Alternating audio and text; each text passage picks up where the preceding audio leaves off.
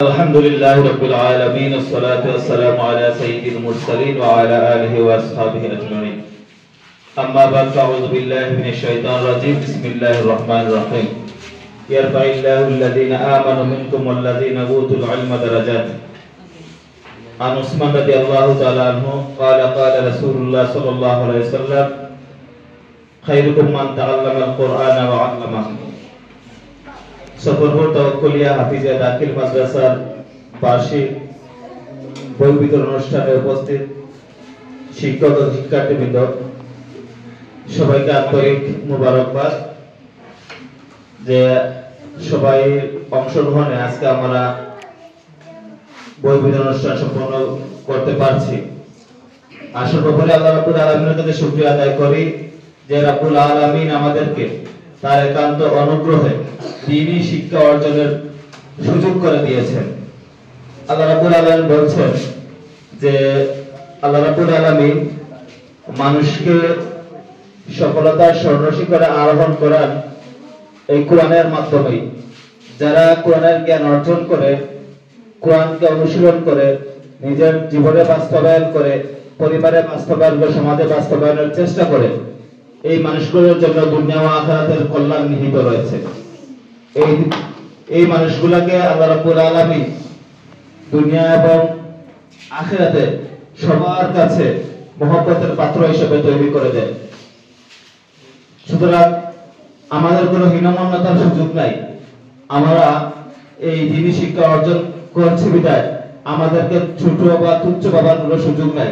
কেননা আল্লাহ সাল্লাল্লাহু আলাইহি ওয়াসাল্লাম বলছেন, তোমাদের মধ্যে তারাই উত্তম যারা কোরআন শিখে এবং শিক্ষা দেয়। তো আল্লাহ রাসূল সাল্লাল্লাহু আলাইহি ওয়াসাল্লামের ঘোষণা কি মিথ্যা? মিথ্যা না। আল্লাহ রাসূল সাল্লাল্লাহু আলাইহি ওয়াসাল্লাম হচ্ছে কি যে কথাগুলো বলেন সেটা আল্লাহ রাব্বুল আলামিনের পক্ষ থেকে এই কথাগুলো বলেন। ওমা ইয়ানতিকু আনিল হাওয়া ইন হুয়া ইল্লা ওয়াহয়ুন ইউহা। আল্লাহ রাব্বুল আলামিনের কাছ থেকে ওহী প্রাপ্ত হয়ে আল্লাহ সাল্লাল্লাহু কথা বলেন। যেহেতু আল্লাহ রাসূল সাল্লাল্লাহু আলাইহি ওয়াসাল্লাম বলেছেন যে দুনিয়ার বুকেই তারা শ্রেষ্ঠ যারা কোরআন শিখায় এবং অপরকে শিখায়। এবং আমরা তাই দৃঢ় বিশ্বাস রাখি যে কে কি বললো সেটা শোনার সুযোগ নাই, আমরাই পৃথিবীর বুকে শ্রেষ্ঠ। তবে আমরা তখনই শ্রেষ্ঠ হতে পারবো যখন এই কোরআনের জ্ঞানকে আমরা অর্জন করব, বাস্তব জীবনে আমল করব।